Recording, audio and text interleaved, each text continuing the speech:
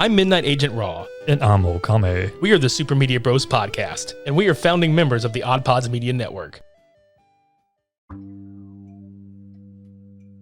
Are you looking for a great collection of podcasts? Look no further than the OddPods Media Network. No matter your personal interests, the OddPods Media Network has you covered. From movies, music, television, video games, pop culture, interviews, and more, we've got it all.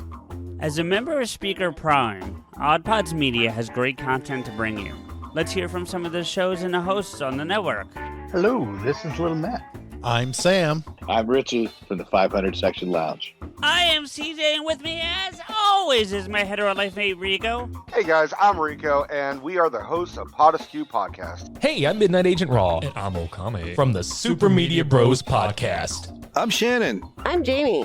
Married with Television. Hey, I'm Pantsless Aaron. This is Stevie. And I'm Augie. And we are BFYTW. I'm Dylan. I'm Kendall. And I'm Corey, hosts of From the Middle. Hey, this is Russ. This is Kyle. This is Michelle. From the Infectious Groove Podcast. Our diverse collection of hosts share news, opinions, and interesting stories in a way that will not only keep your attention, but will keep you wanting more. New content is available 7 days a week from the network in places like your favorite podcast provider, YouTube, Get Vocal, and all social media outlets. You can follow OddPods Media Network on social media and find your new favorite podcast and friends today.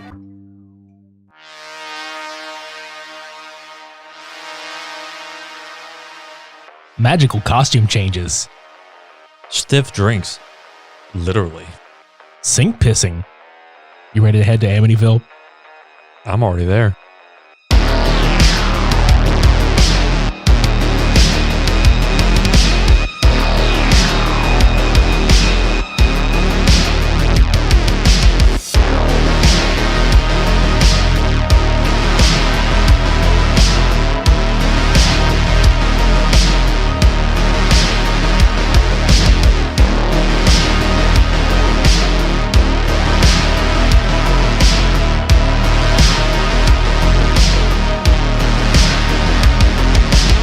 Where is that actually at? I really don't fucking know. Dude, if Amityville is anywhere, it's in this giant city somewhere. Somewhere in Amityville. Yes, somewhere there is Amityville. No cocaine, though. No stupid cocaine. Damn it. No dragon sound. No friends. No friends? A friend! Welcome to a special bonus episode of Spooky Media Bros 2021. I'm Midnight Agent Raw. And I'm Okame. Today, we're going to bring you a treat. Not a trick. We have a treat just for you. And you over there, just sitting down. Making all that noise. We know what you're thinking. What could possibly be a treat from you two? Well, anything, really. Yeah. Mm-hmm. So sit there and enjoy it. Yep. Today, we're going to talk about Amityville Cop. Straight from Greg Hatanaka and Geno McGahee, who we just recently did an interview with. Mm-hmm. And we spoke about this film coming out eventually, which is now. So it's on video on demand. There's a link in the description below. If you'd like to pause this and go check that out and then come back to listen to this, you're more than welcome. But beware, spoilers abound for those of you that haven't seen it. Hell, if you want, you can go back to the interview episode, go watch the movie, and then come back here. Yeah, do that. That's also in the show notes. Yeah. So Amityville Cop is a 2021 horror film written by Geno McGahee and directed by Gregory Hatanaka of Cinema Epoch. And let's just jump right into it. This was a short film. I say short, but like today's standards, an hour and 8 minutes is fairly short. Mm-hmm. But that is a big help, because what is the one thing that you and I say most of the time when we talk about some movies? This is way too long. It's too long. They could have cut a lot of bullshit out. There's a lot of filler, blah, blah, blah. There's really not a whole bunch of filler in this one. No, it's straight to the point. And it's pretty good. It's a pretty good watch. Mm-hmm. So just jumping right into it, there's really no other way to put this than a city that is haunted by a bloody past has led to the emergence of some serious police brutality. As bodies pile up, two detectives seek to stop a demonic force that's terrorizing the neighborhood. But where do we start in this journey? Some guy who looks like a mobster. Yeah, that's that guy. I don't even know what his purpose was in this film besides just filler. And okay, I don't even know. His name was Jason. Yeah, I don't even know how old this chick was in real life or in this film, but she seemed very underaged. Yeah, she was throwing him a birthday party that nobody was at, but everybody had just left. But he looked surprised, like, "Oh, everybody left." I'm like, dude, nobody showed. Yeah. What drugs were you on? Right, it's that damn cocaine that we can't find here. But he kept thanking her. I guess they were a fling, lovers, married. I don't fucking know at this point. And he was like, "Yeah, thank you for this birthday party. It was very sweet of you." Whatever. He drives off, gets pulled over, and this cop walks up to the window. He's like, "If I was speeding, officer, I'm sorry." And then he's just like, "If you just let me go, it's my birthday." I fucking love that line so much. He's just like, I mean, you can't give a guy a ticket on his birthday, right? And he just looks, he's like, "Listen, officer, it looks like maybe you're having a bad night." And I get that. That's cool. No, dude, it's not cool. If he's having a bad night, that means you're in for a bad night. And then proceeds to not read him his rights. Fucking. He just flat out murders this motherfucker for no reason. He broke some law. We don't know what law. Well, he broke his jaw. Yeah. He was breaking the jaw. Breaking the jaw. But that's what cracks me up. He's just like, "I won't be a bother anymore. I'm going to go home. Sound good? What do you say?" "You have the right to remain silent." And he gets murdered. But he looks so happy that he's murdered. And then we just cut to the Central Department where we get introduced to Detective Miller, who is one of the best characters of this whole fucking film. Yeah, played by Jason Toller. And we get introduced to the captain, like their little conversation, because he just comes in with his coffee and he's just like, "Oh, I'm sorry I'm late. There was a fat lady in the front line ordering everything off the menu, like donuts, cakes, cookies. I mean, I don't understand. We just used the app. That's what it was invented for." But the captain proceeds to berate him for this force of entry situation at an apartment. Yeah, he's sitting there. He's just like, "Yeah, I've got like 2 lawsuits shoved right up my ass." It's okay, how does that fit up there? Right? I just love that he just sits there and he's like, "What do you mean up your ass? You didn't even do anything." But yeah, apparently he broke a door, he broke a coffee table, and he broke a TV. And he explained that the door was, the person kept slamming the door in his face, so he decided to kick it in so he can get entry. The guy fell on the table. After dancing with him. And the TV, he just didn't like the TV, so he just broke it anyway. Yeah, he was just like, oh, TV's my fault. He was watching that chef dude, that French guy that yells at people, and I don't really like that. And I also don't like crepes, so I took care of the TV and smashed it up myself. So TV's my fault. I fucking died after that. It's just, I don't like crepes or that French chef, so I just smashed the TV. Fucking great, man. Yeah, and his partner Val comes and bails him out on that little exchange, and then we get introduced to like all the other characters, and Tom, I guess he's the filing dude. Yeah. He's like the behind the scenes, does all the computer stuff, but also the lackey for all the mail, I guess. I guess this precinct is so small, he's the IT guy and the filing dude. And the mailman. And the bitch. Yep. But Miller fucks with him for living with his mom, and Val's just like, he takes care of his mom. You're a total asshole. And apparently he's single, and he just watches anime, and he's like, that's why you're single. I feel so attacked. Yep. Any fucking way. I mean, we're both not single, and we both watch anime. This is Animeville Cop. Yeah. You just didn't know. This whole movie is just in anime style. Yeah, exactly.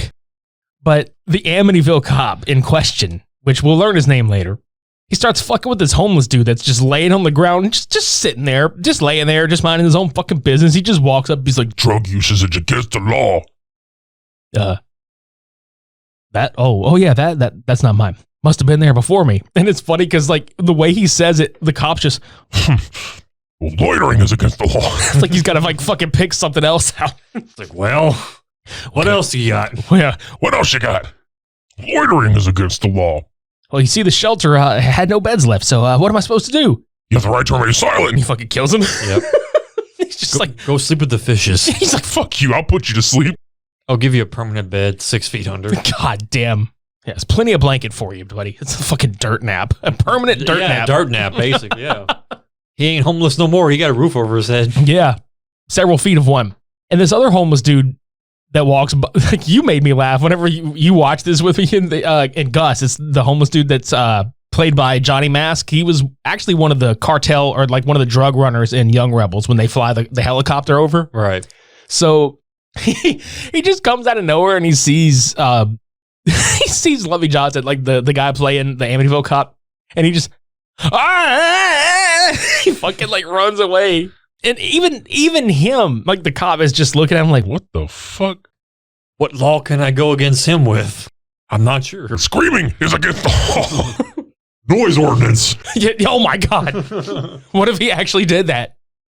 Oh my God. I mean, he would find he's pretty much like RoboCop from hell. Hobo cop. Yeah. He's just fucking with all the homeless people. Yeah. So then we get introduced to Officer Mary Lewis, who is the only fucking person in this entire precinct with an actual police uniform. I'm not counting the fucking Amityville cop, because we'll get to that fucking uniform change later. But yeah, Lewis is a new recruit into the precinct, and the captain's just like, it's just so refreshing to see somebody actually in uniform, because pretty much the whole rest of the precinct is just casual Friday. Oh, it's casual Friday every fucking day. Mm-hmm. Even Tom's wearing like one of those, it's a white button-up shirt almost, but it has like the random like pattern on it, basically. I'm not even sure. I can't remember the pattern, but still. It'd be something we would wear. Yeah, even the captain has like a stripy like shirt. But it's like, it's so refreshing to see you in uniform when I'm not even doing the same thing and I run this precinct. Yeah, no shit. Moron. Well, he winds up teaming her up with a veteran detective named Cooper, played by Chris Spinelli. And he just comes on in there and he's just like, the cap, tell you what happened to my last partner. And it's all suspenseful. And he's just like, he retired. Fucking jokester, you. Yeah, me all worked up. What law did he break? He broke the law of dad jokes. He broke the law of working. He retired. Yeah, and so then they kind of talk about the party that happens. Like, apparently they throw a big New Year's party every year, and it's gone on for 50. Like, we find out later it's gone on for 50 years and all this other bullshit. And apparently every year they won up the last year by making it better. And they're so upset about it because Cooper's like, hey, Cap, you heard what the governor said? He's limiting gatherings to 10 people. And the captain's like, that fat son of a bitch. The party last year, you know, that's the reason. The one where his son was arrested. You know, the guy that bankrolled the whole thing? That corrupt blob. Or you could just keep it small. You know how I do enjoy these gatherings. But yeah, there was just a rumor that he may not even have the party at all after everything's said and done. But, I mean, come on, they're going to have the fucking party. Yeah, they do. There's really no secret there. Can we talk about the morgue? Yes. Okay, so the coroner is a cameo by Doug Tachioka, who was one of the co-directors of Syndicate Smasher. Val and Miller are in there, and it's the corpse of the fucking homeless guy that got stomped out earlier. And Miller peeks under the fucking sheet, and he just refers to him as Stubby. Yep. Fucking great. Let's see what killed old Stubby. Yeah, he's just like, well, I wonder what happened to old Stubby here. And I love it because Doug, the coroner, he's just like, basically sitting there, he's just like, whatever did this was superhuman strong. It was like an animal attack, but nothing I've ever seen. You want to know what happened? I don't know what the hell happened. He's like, I don't know. Such serious tone for nonsense dialogue. Yeah, but it's fucking funny. And then just as they fucking leave, like Miller just peeks under the thing. He's just like, don't worry, Stubby, we'll figure it out. Yeah. I'm sorry, that dude is fucking great. But didn't that one homeless dude grab Cooper's gun, like when he was trying to head to the precinct? Yeah, okay, because like Lewis and Cooper went to go have coffee, and they kind of give some exposition as to each other, like why each other joined the force and all this other stuff. Right. And they're leaving, and Gus just appears in broad daylight, and he's yelling like, "Don't kill me, don't kill me!" And he reaches for Cooper's gun. Well, they arrest him, and they bring him back to the station, and that's where he's drunk, and he's going on and on about he saw a demon. It was a demon. It was a demon. A demon. A demon. A demon. Satan, devil, a demon. But the thing is, they treat him so well. Like, normally when you reach for a police officer's gun, that's like a serious fucking offense, right? Well, he's literally just handcuffed and he's being just talked to. Like, he's not even being interrogated. He's just like, well, he reached for my gun. Yeah, I mean, we get some exposition later that Cooper is kind of like very much on the side of, you know, like he just needs help. He needs to get back on his feet, victim of circumstance. You know, people like that are down on their luck and all they need is, you know, just a helping hand. He doesn't want to lock him away with the drunks and shit like that. But didn't Val know him personally? Yeah, well, that's what I'm saying. Like, even Cooper had some, you know, moral compass. Absolutely. And yeah, Val was just like, oh, I know Gus. He's my bro. He's like, I volunteered at the shelter, and, you know, she tries to get it out of him. He's still sitting there. He's like, he killed Kevin. He looked like a cop, but he was the damn devil. Now I was going to say. So what does Val do next? Let's put you some clean clothes. Right. And while that's happening, the captain is like visibly just shook. And this is the fucking flashback. Yeah, he's sweating bullets and goes back into the memory where, what's her name? Lorraine Landon? That's right. I couldn't think of, it was somebody else I was thinking of. But anyway, yeah, so Cap had a partner. They were trying to infiltrate his warehouse. And they came across this cultists that were doing a sacrifice to the captain's partner, basically. Another cameo was one of the druids, was Benny Chandra, the other co-director of Syndicate Smasher. Right. And the leader of the cultists was doing some kind of, enchanting, whatever you want to call it, magic, ritual thing. And she eventually turns him into this demonic cop, right? Well, the captain is literally watching this happen and he takes off. He doesn't even try to save his partner. He takes off. Well, he turns, and remember, you were laughing about it. He rounds the corner and he draws his gun at the druids and he fucking kills all of them because they just knew he was there. They were about to just turn around and fucking yeet an axe at him. And then, fucking Empress Sierra runs the fuck away into the night, never to be seen again. Like, no bullshit. I think one shot, but it's not like she ever comes back. No, at all. Yeah, and he actually talks to Wilson. Then we find out his partner's name is Damian Wilson, and he fucking talks to him. And this is what we were laughing at earlier. As he's being tortured and enchanted over, he's wearing like these black slacks and this burgundy button-up silk shirt with his badge around a chain on his neck. This motherfucker was granted the power of like rookie police uniform instantly. Like NYPD looking shit. He turns around. He's not even mad that he's like, I can't be killed. Mm-hmm. They took my clothes. Took my badge and replaced with another one. You better go get my clothes. I like that burgundy shirt. Got it on sale. Can't get it no more. They don't make that kind. You better go get my shirt, motherfucker. That's pure silk. That's the whole reason he's pissed off. He's not pissed because his partner fucking left him there. He's mad because he can't get his shirt back. Yep. That's my lucky shirt, man. I got laid on that thing so many times. I bought it at the Sears. Before it shut down. I bought it at the Sears and Roebuck, motherfucker. Now I can't find the Sears no more. God damn it. So yeah, Wilson is basically this demon cop. Who was pissed the fuck off about his silk button up. Mm. And the captain comes back and they're like, you okay? He's like, oh yeah, I'm fine. I'm sitting there sweating bullets, but I'm fine. Yeah, he pretty much just tells Miller to fuck off somewhere. He's just like, I'm your boss and you'll listen to me, damn it. And he's like, I'm fine. Fine. Fuck off, Cap. Not really. He's just like, fine. All right, Cap. See you. Peace. And then he sits and pulls this newspaper clipping down and he sees a vision of Sierra in it and he's just like, ah, and he fucking shuts it back. Why would you have that on you at all times? I don't know, but it's just fucking convenient to me. This possessed newspaper article. He's like, 20 years ago, I'm keeping this fucking possessed. It looks like a Harry Potter page. He's just like, look at this. Yeah, it's like, oh my God, what was the name of that newspaper in that movie? The Daily Prophet, dude. That's right. I knew it was Daily something. I kept thinking Daily Bugle, but that's fucking Spider-Man. You serious? Yeah. It's not that. But yeah.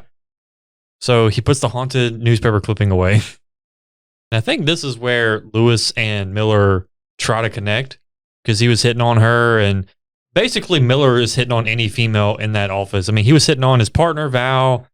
She was apparently too old for him. Right. They keep fucking with each other. But it's like, it's a weird, like, friendly flirt. Like, they just fucking with each other and shit. But he's half serious and shit. Yeah. This is like the lunch scene where Cooper and Miller, like, you realize that they don't necessarily get along all the way because he's trying to figure out if he knows something about the captain hiding anything. And Cooper's just like, no, I don't really know much at all, but he's kind of pissed about it. And this is where they kind of start asking Gus about everything because he's sober now.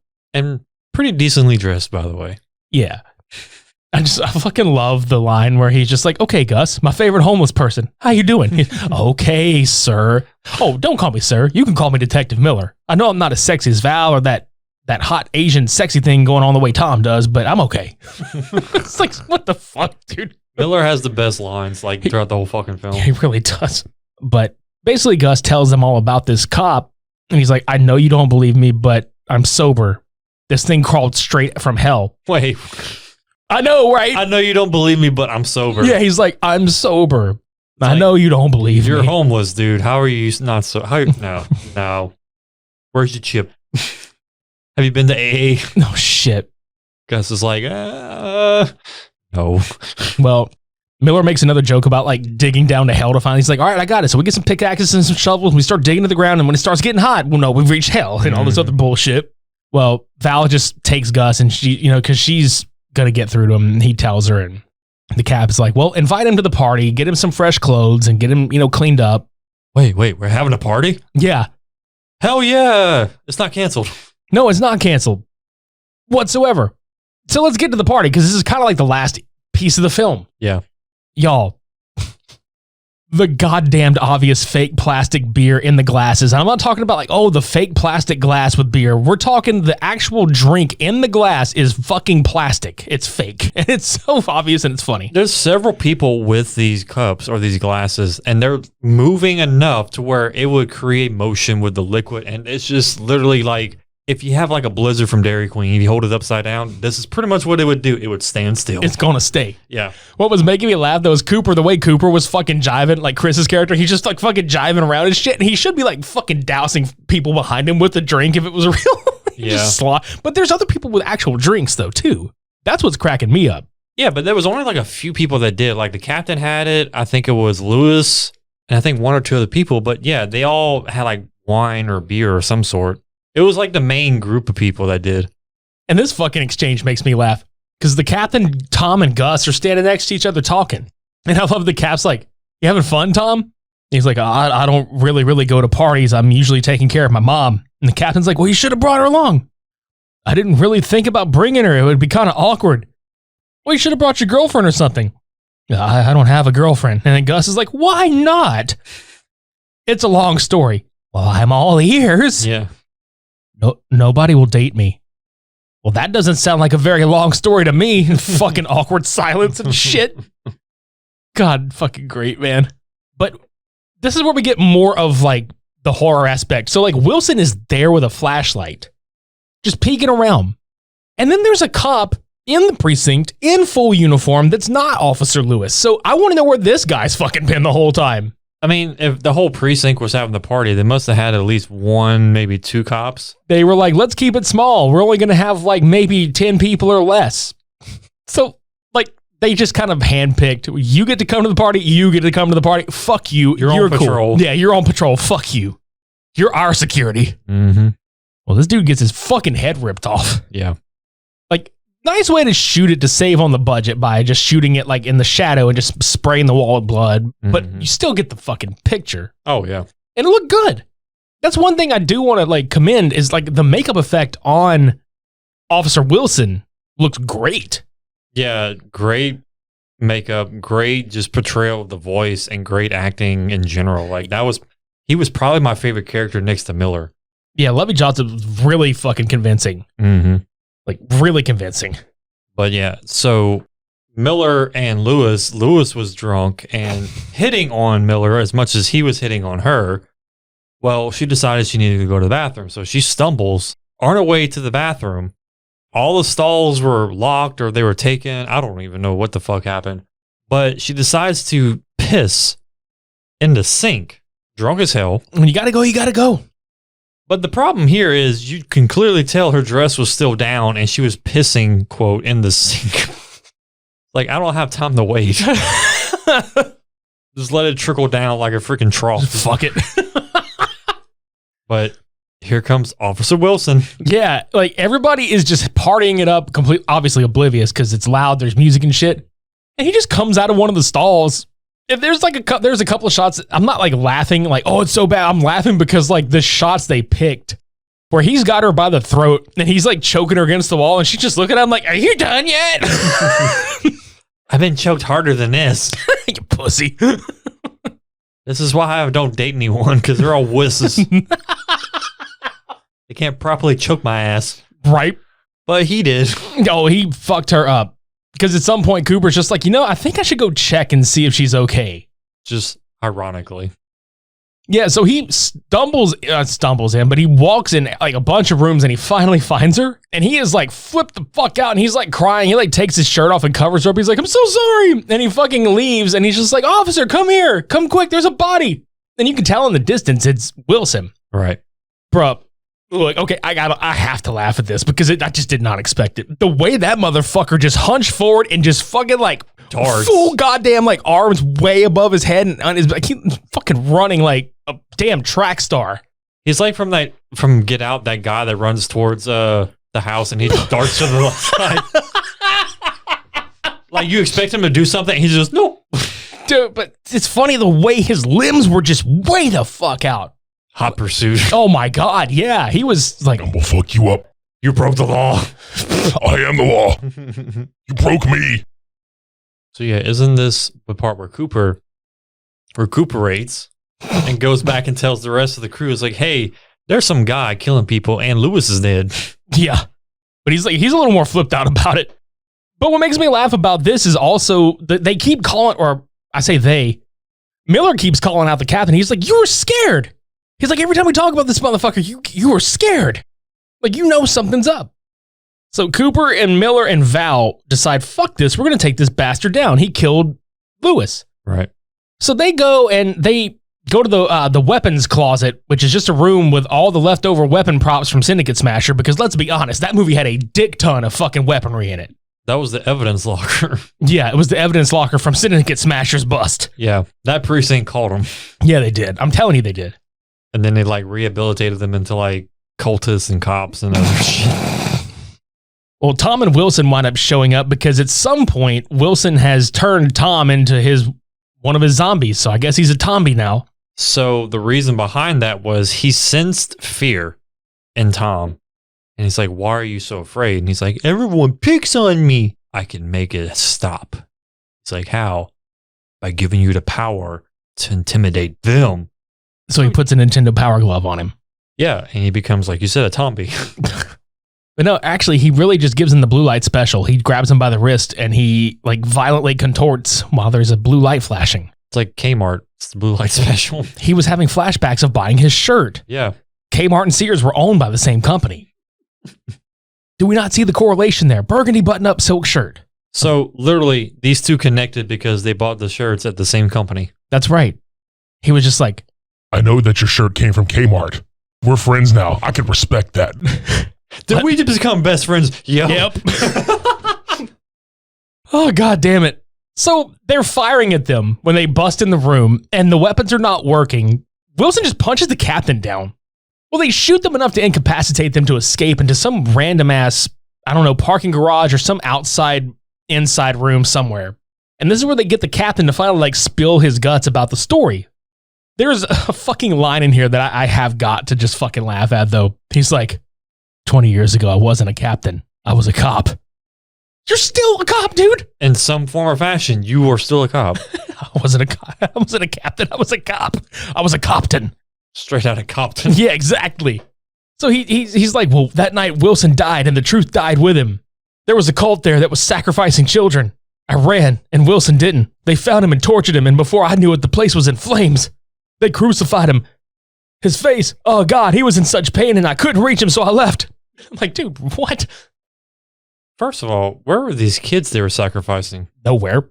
And secondly, I love how he was just like, he sold his soul to the devil to seek revenge and relieve his pain. Like, he, from the looks of it, was involuntarily sold to the devil. Like, you just happened to get caught investigating this warehouse. It's like, yeah, I just feel like selling my soul. I'm tired of being a cop. And then ironically became a demon cop. Lorraine Landon's character fucking lied to him. You can have all the burgundy button-up shirts you want. You get none. You get blue. He's depressed for the rest of his life. It's like, this isn't even my color. It doesn't match my eyes. God damn it.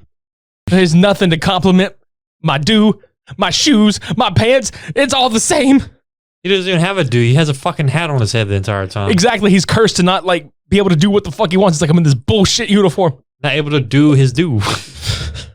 No Mountain Dew for you either, buddy. Nothing. That'd be funny if like his hat was permanently attached to his head. He couldn't even take the damn thing off. Oh my God, that's fucking cursed, man. Like they shoot the hat off and it's like, it can't come off. I can't be killed. I can't get undressed. The hat is protection. Try again. So they basically tell the captain how much of a coward he is, and then he agrees. He's like, yeah, I'm a fucking coward. So they're like, well, we're going to serve and protect the public. And they're like, right. And that chick, like the way she holds the gun up, she like strikes the fucking, like the 18 post. She's like, yeah, kick. Ready to go. Yeah, the cap's just like, I agree. And he grabs a fucking rocket launcher. Where the hell do you keep an RPG? Which, again, goes back to the evidence locker with Syndicate Smasher, obviously. But still, if that wasn't even the case, where the hell do you get an RPG? In this whole fucking... like, what do you need an RPG for? For times like this. Desperate times call for desperate measures. For toms like this? For toms like these. Speaking of Tom, Val and Miller encounter him in the hallway. And he's sitting there and he's just like... You're a two-faced whore. She's like, Tom, stop. You're a two-faced whore. Just stop it, Tom. You're a two-faced whore. And they fucking just kill him. And before they leave, probably one of the funniest lines in the movie, she's like, let's go. And Miller's like, no, I'm waiting on the jump scare. She's like, what's a jump scare? And he fucking sits back up. Jump scare happens and he fucking shoots him. Great shit. And then we get to the final showdown where the captain he tells all three of them to fucking leave because this is his fight, this is his war, and he's going to end it tonight. So Wilson shows up, and I really like it because he really gives a great, like, I'm not bullshitting, he gives a really good, like, dialogue. Again, he's a very convincing, like, villain character. He gives this entire dialogue about how he's going to burn the fucking world, but he's going to start with the captain because he left him and all this other shit. Well, he starts, like, dousing him in gasoline, and he's got a match lit up ready to light him on fire. So the captain says some shit back. He takes a couple steps back and at point blank range goes full blown Chuck Bronson Death Wish 3 and RPGs the fuck out of him at point blank range. And you were laughing at the fucking, like the way it cuts. Because it cuts like to the fireworks for New Year's. Yeah. Because at first, I'm not going to lie, when I saw it too, I was like, did they really like put firework footage in place of like a giant explosion? Because like that was, at first I was like, that what? And then I realized, oh, that's meant to be like that. Or maybe that was actually like the new type of firework at the fireworks stand. Yeah, it wasn't even like an RPG. He's like, desperate times call for desperate measures. Look at this Black Cat 5000 I just bought at the fireworks stand. This is the like bottle rocket yeah 2.0. Literally. But no, I was going to go back to the whole scene with Wilson, right? So like you say, he delivered really good dialogue. He had the great atmosphere, the great tone of voice and everything like that. It reminded me, if any of you watch American Horror Story, the Coven section, the whole series right there, Papa Legba was one of my favorite characters in that whole set. And he gave me such a vibe of Papa Legba because he was literally taunting him about how you know, your soul is going to be damned because you did this and this and this. And the way his face looked, the way his cadence was, it was correlation to those characters. I was like, man, I really like this character even more because it just has that resonance to Papa Legba for me. So yeah, I mean, just overall, beautiful, beautiful monster, dude. Yeah, and that's not to say that everybody else wasn't as good too, because like I want to point that out before we get to the end of the movie, like the ending shots of it. Everybody did great. Everybody. Like, I really enjoyed, like, the line delivery. I really enjoyed everybody's parts. They played them well. But to get to the ending, after the fireworks go off, the trio are outside. They're just like, oh, yeah, it's over, blah, blah, blah. And then Cooper looks up and he's like, oh, shit, Clausen. And it's Lisa London, who we've had on the show for interviews. Total sweetheart. Fucking love her to death. And it was so funny to me because she's so nice, like legit. She's one of the nicest people I've ever talked to. And she comes off the fucking screen and she's just like, look at you. Like she says something like, she's like, look at you three stooges conjuring up this bullshit like nobody believes. Oh my God. She was a fucking grouchy bitch. She was ringing him a new asshole and it was so fucking funny, dude. She's like, how are we going to explain this precinct being blown up? Like fiery redhead. She's like, I've got bodies up there and you three sons of bitches. Like, God. Yeah. Like she is just reaming them, dude. But yeah, the truth will come out. So the trio, awkward third wheel scenario because Miller and Val apparently go out together. And Cooper's like, yeah, see y'all later. Yeah, he was like, we were good tonight. I'll see y'all later. Yeah. And the way the movie ends is just classic cliffhanger or classic like, oh, this could be a sequel or hell, good standalone story. Lisa's character, Detective Clausen. And she's walking around one of the hallways and she's just like, scumbags think I'm an idiot. Do I look like I was born yesterday? Give me a break. What a load of fucking shit. And then she fucking turns around right as Wilson rounds the corner and he's like, unbelievable, isn't it? And they just end on like her screaming as he's laughing and it zooms in on his face and that's the end. And God, what a fucking great movie, dude. Amityville Cop. Seriously, like, I know a lot of people like give it that like, oh, it's a good bad movie. Of course it's a good bad movie. Of course it fucking is. But like, it's more good than it is bad. Oh, definitely. Like, it's got the right amount of cornball in it. You know what I'm saying? Like, that right amount. And even though it wasn't purposely done that way, I'm telling you, it was fuck yeah. Like, this is probably one of the best like Cinema Epic releases. Mm-hmm. Seriously. So if you have a chance to go, it's on Vimeo. If you have the chance and you've got like the $2.99 to spend on it, you can get it for a 48-hour rental. I've rented it twice. I've watched it probably 6 fucking times. It's a wonderful movie. Oh yeah. So give these people your attention and support indie filmmaking at its very finest. Support our homeboys. Greg and Geno. Hell yeah. Give them all that support, man. Oh, fuck yeah. And everybody else with the film. God damn it. Yes, please. Most of these other people that are in this movie are in many of the Cinema Epic releases. I mean, like we quoted earlier, like Syndicate Smasher and stuff like that. Yeah, I mean, definitely give all these people your attention. Check out their other films that they've been in. And while you're at it, check us out at supermediabrospodcast.com to listen to past, present, and future episodes. Or just compliment us because you check us out. Looking good. Just look at our butts. I don't have a butt picture. Super media butts. You might. I don't have a butt. I don't either, but they can imagine what it looks like. That's a good thing to do, is like let the imagination run free. That's right. Check out all the other shows on the OddPods Media Network. Subscribe to us on YouTube. Follow us on social media. Come buy some merchandise from us. You know, we should have like a cop hat with the logo on it. Just like a limited time run. Right. You want to protect your head? You want to have it sewn on? You want to protect the law from lawbreakers? And by lawbreakers, we mean people who give us 1-star ratings. That's right. If you'd like to combat the bastards that give us the 1-star ratings, go to GoodPods, Podchaser, or iTunes and leave us 5 stars. Give us a rating. Tell us what you think. Even if you think we suck, leave us 5 stars and be like, you guys fucking suck. And we may bless you with a hat. And if we can't bless you with a hat, you can buy our new Super Media Bros Raglan tee, available in 3 colors. Mm-hmm. Check that shit out. That will keep you bulletproof. At least from the bad opinions and the 1 stars, negativities. Yeah. Yeah. It'll keep you safe from the Amityville Cop. Because it'd be like, oh, you suck as a person. Pull that shirt out. Oh, wait, hold on 1 second. Wait, you don't suck. Hold on, you got culture. Exactly. We've got other episodes to record now, so we're going to go protect and serve those sons of bitches while you get protected and served by your Raglan tee or your fictional hat that we're going to promise you and not give you. Or we'll just get a cutout poster of Officer Wilson and put it in your bedroom. Just have him standing at the fucking foot of your bed.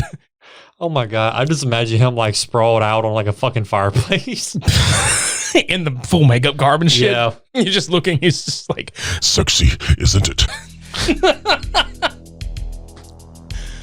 Oh, shit. He's breaking the jaws because it's like jaw dropping. Breaking the jaw. Breaking the jaw. Breaking the jaw. Fuck me. Well, we'll cover his crotch, though. His hat. Well, he can't take it off. Exactly. Protection. He's always safe. He uses protection. The badge don't protect. My hat does. That's right. Thank you, everybody, for checking this episode out. Be sure to rent the movie, support Cinema Epoch, support Greg, Geno, and the rest of the cast and crew. Come check us out for the rest of Spooky Media Bros Month and all of our other episodes. Until next time, I've been Midnight Agent Raw. And I'm Okami. Shades on. Amazing, isn't it?